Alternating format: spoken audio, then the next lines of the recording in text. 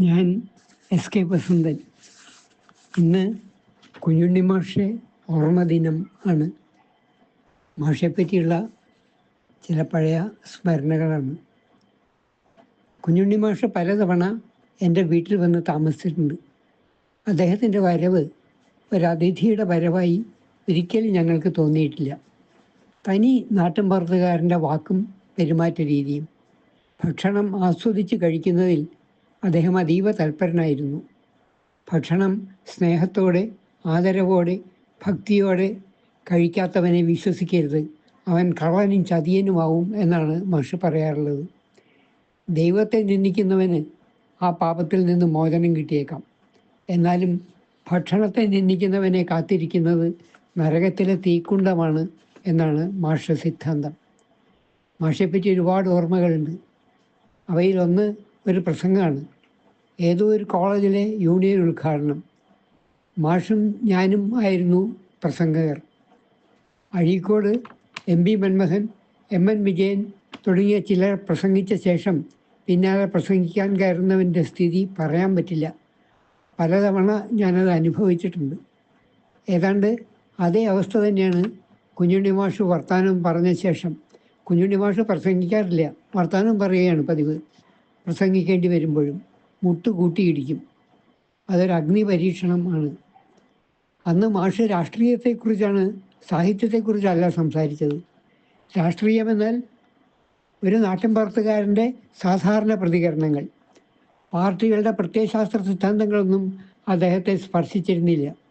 അദ്ദേഹം പറഞ്ഞ വാക്കുകൾ എനിക്കിപ്പോഴും കൃത്യമായി ഓർമ്മയുണ്ട്. ഈ നാട്ടിലെ എല്ലാ ഭരണകർത്താക്കളും നേതാക്കന്മാരും പറയുന്നത് കേട്ടിട്ടുണ്ട്, ഈ നാടിൻ്റെ മുഖഛായ മാറ്റും എന്നൊക്കെ. എനിക്കങ്ങനെ ഒരു അഭിപ്രായമില്ല. എന്താ ഇപ്പോൾ ഈ നാടിൻ്റെ മുഖത്തിനൊരു കുഴപ്പം? അതത്ര മോശമൊന്നുമല്ല. മോശമാണെന്ന് എനിക്ക് തോന്നിയിട്ടുമില്ല. അതിന് തരക്കേടൊന്നുമില്ല. അത് മാറ്റാനൊന്നും നിൽക്കണ്ട. എന്നാൽ ഈ നാടിൻ്റെ വയറിൻ്റെ ഛായ ഒന്ന് മാറ്റിയാൽ കൊള്ളാം എന്ന് എനിക്ക് അഭിപ്രായമുണ്ട്. നീണ്ടു നിന്ന കയ്യടി, ആഹ്ലാദാരവം. പിന്നാലെ പ്രസംഗിക്കേണ്ടി വന്ന ഞാൻ കനൽക്കൂമ്പാരത്തിലൂടെ ഓടി രക്ഷപ്പെട്ടു. ഒരിക്കൽ പെരുമ്പാവൂരിലൊരു മീറ്റിങ്ങിന് പ്രസംഗിക്കാൻ മാഷെത്തി.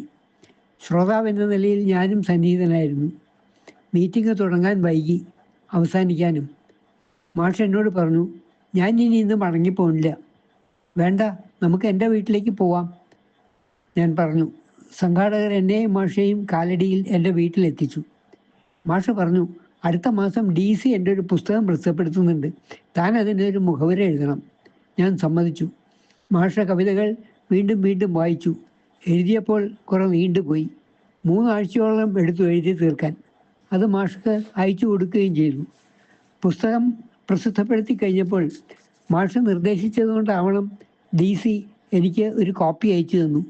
ഞാൻ മെനക്കെട്ട് എഴുതിയുണ്ടാക്കിയ പഠനം അതിലില്ല.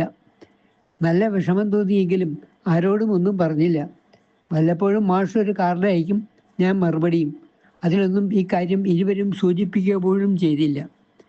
കുറച്ചു കാലം കഴിഞ്ഞ് മാഷ കവിതകളുടെ ഒരു സമാഹാരം, തിരഞ്ഞെടുത്ത കവിതകളുടെ ഒരു സമാഹാരം എനിക്ക് അയച്ചു കിട്ടി. സാമാന്യം വലിയൊരു പുസ്തകം. ഞാൻ തയ്യാറാക്കിയ പഠനം അതിൽ ആമുഖമായി ചേർത്തിരിക്കുന്നു. ദ്വാരകയിൽ നിന്ന് മടങ്ങിയ കുചേലൻ അനുഭവിച്ച ആനന്ദം ഞാൻ അറിഞ്ഞു.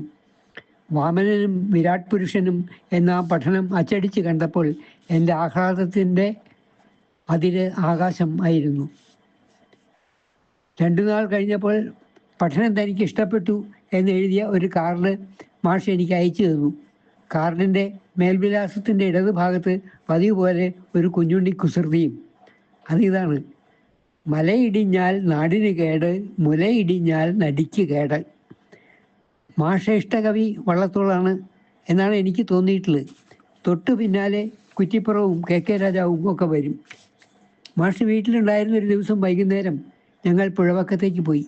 വീട്ടിൽ നിന്നും 3-4 മിനിറ്റ് നടന്നാൽ പെരിയാറായി. അവിടെ വിസ്തൃതമായ മണൽപ്പുറത്ത് ഞാനും മാഷും ഇരുന്നു.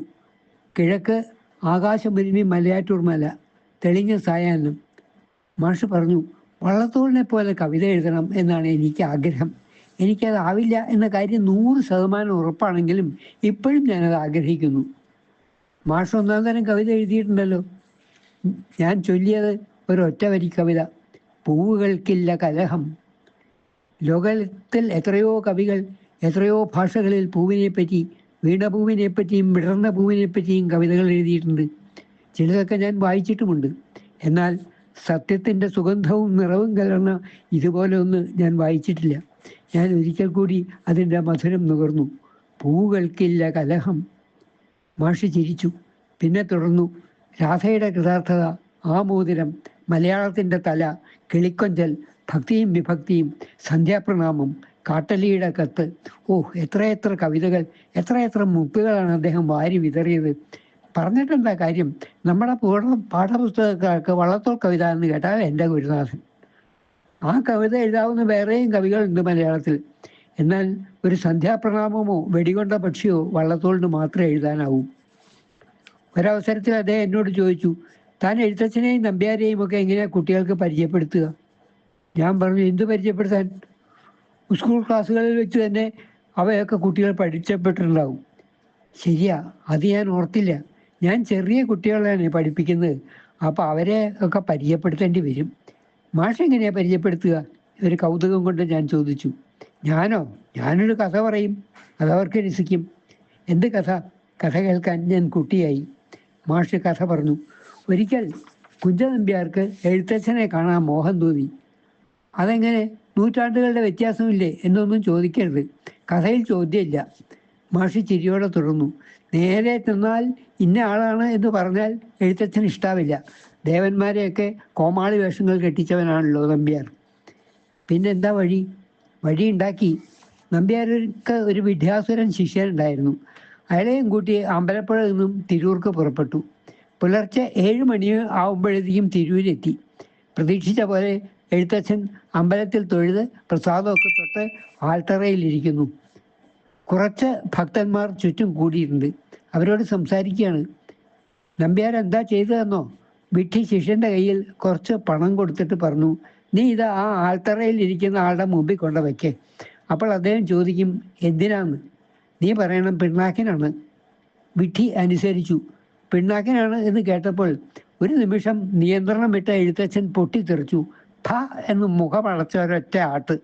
ദൂരെ നിന്ന് നമ്പ്യാർ വിളിച്ചു പറഞ്ഞു, ഇങ്ങോട്ട് പോന്നോളൂ, ആട്ടാൻ തുടങ്ങിയിട്ടേ ഉള്ളൂ, പിണ്ണാക്ക് കിട്ടാൻ താമസിക്കും. ഉറക്കെ ചിരിച്ചുകൊണ്ട് എഴുത്തച്ഛൻ വിളിച്ചു ചോദിച്ചു, അത്രേ, നമ്പ്യാരല്ലേ, എന്താ അവിടെ നിൽക്കണേ, ഇങ്ങോട്ട് വന്നോളൂ. എന്ത് രസികൻ അവതരണം! ഭാഗ്യം ചെയ്ത കുഞ്ഞുങ്ങൾ. ഇതിലും ഭംഗിയായി അവരെ എങ്ങനെയാണ് മഹാകവികളുടെ സന്നിധിയിൽ എത്തിക്കുക? കുഞ്ഞുണ്ണി മാഷാണ് കുഞ്ഞുങ്ങളുടെ മാഷ്. കുഞ്ഞുണ്ണി മാഷും കുട്ടികളും എന്ന പദത്തിന് തന്നെ എന്ത് തിളക്കമാണ്. വീട്ടിൽ താമസിക്കുന്ന ചില ദിവസങ്ങളിൽ വൈകുന്നേരം അദ്ദേഹം എൻ്റെ ഭാര്യയെയും കൂട്ടി ശ്രീകൃഷ്ണസ്വാമി ക്ഷേത്രത്തിലേക്കും ശൃംഗേരി അമ്പലങ്ങളിലേക്കും തൊഴാൻ പോവും. സ്കൂൾ അനുഭവങ്ങളും നർമ്മകഥകളും മാത്രമല്ല ആ തീർത്ഥയാത്രകളെ അവിസ്മരണീയങ്ങളാക്കിയിരുന്നത്. പാചകവിധികൾക്കും ഉണ്ടായിരുന്നു പ്രാധാന്യം. അത്തരമൊരു യാത്രയിൽ നിന്നും കൈമാറി കിട്ടിയതാണ് ഇങ്ങനെ ഒരു കാര്യം. ഈശ്വരന്മാർക്ക് ഏലക്കായ ഇഷ്ടമല്ല. അതുകൊണ്ടാണ് നേദിക്കുന്ന പാൽപ്പായസത്തിലും അപ്പത്തിലും ഒക്കെ ഏലക്കായ ചേർക്കാത്തത്. ശരിയാണോ? എനിക്കറിഞ്ഞുകൂടാ. കാലടിയിൽ കൃഷ്ണസ്വാമിക്ക് നേദിക്കുന്ന പാൽപ്പായസത്തിൽ ഏലക്കായ ചേർക്കാറില്ല എന്നെനിക്കറിയാം. അഷ്ടവൈദ്യരിൽപ്പെട്ട ഒരു മൂസത്രേ കൂടൽമാണിക്യം ദേവർക്ക് വയറിന് അസുഖം പിടിപെട്ടപ്പോൾ മുക്കുടി നേദിച്ച് രോഗം മാറ്റിയത്. അധികമായാൽ അമൃതം വിഷം എന്ന ചൊല്ലിൻ്റെ സാധൂകരണത്തിന് മധുരപ്രിയന്മാരായ ദേവന്മാരെ ചൂണ്ടിക്കാണിക്കുകയായിരുന്നു മാഷ്. ഒരു ദിവസം പ്രഭാതത്തിൽ ഭക്ഷണത്തിന് ഞാനും മാഷും ചെന്നപ്പോൾ പലഹാരങ്ങളൊന്നുമില്ല, പകരം കഞ്ഞിയാണ്. ഇതെന്താ ഇന്നിങ്ങനെ? ഞാൻ ചോദിച്ചു. എൻ്റെ ചോദ്യത്തിന് മറുപടിയില്ല. ഭാര്യയുടെ മുഖത്ത് ഒരു കള്ളച്ചിരി, മാഷ മുഖത്തുകൊണ്ടൊരു കള്ളച്ചിരി. കഞ്ഞിക്കൊപ്പം കഴിക്കാൻ വൻപയറും നേന്ത്രക്കായും പച്ചമുളക് കീറിയിട്ട് വെളിച്ചെണ്ണ തൂവിയ ഒരു കൂട്ടാൻ, പയറുമുളോഷ്യം. സത്യം പറയട്ടെ, സംഗതി ഉഗ്രൻ. തലേന്ന് വൈകുന്നേരത്തെ ക്ഷേത്രയാത്രക്കിടയിൽ മാഷ് ഭാര്യയെ പഠിപ്പിച്ച പാചകവിധിയുടെ വിജയകരമായ പരീക്ഷണം, 1-ാം തരം സാധനം. പിന്നെ അത് ഞങ്ങളുടെ വീട്ടിലെ ഭക്ഷണ വിഭവങ്ങളുടെ കൂട്ടത്തിൽ ഒന്നായി. മാഷ് പോയി. മാഷ ശിഷ്യയും പോയി. ചിലപ്പോൾ എനിക്ക് തോന്നാറുണ്ട്, അവിടെ എവിടെയോ അവർ ഞാൻ ചെല്ലുന്നതും കാത്ത് നേരം പോക്കുകൾ പറഞ്ഞ് ഇരിക്കുന്നുണ്ടാവും. ആ വിഭവത്തിൻ്റെ സ്വാദ് എനിക്ക് എന്നേക്കുമായി നഷ്ടപ്പെട്ടു. ഞാൻ സമാധാനിക്കാൻ വൃഥാ ശ്രമിക്കുന്നു. ഇങ്ങനെയൊക്കെയാണ് ജീവിതം എന്നോർക്കുന്നു. കാലത്തിന് തുടച്ചു മാറ്റാൻ പറ്റാത്ത ഒരുപാട് ഓർമ്മകളുണ്ടല്ലോ ഏകാന്തതയിൽ എനിക്ക് കൂട്ടിന് നീക്കിയിരിപ്പായി കുഞ്ഞുണ്ണി കവിതകളും. കുറ്റിപ്പുറം അല്ലേ കുറിച്ചത്? ഒരല്ലലില്ലെങ്കിൽ എനിക്ക് കലായിരിക്കുവാൻ കൂടിയുമില്ല മോഹം. മരിച്ചിടും മർത്യത എന്തിനാണ് കരഞ്ഞിടാനും കരയിച്ചിടാനും.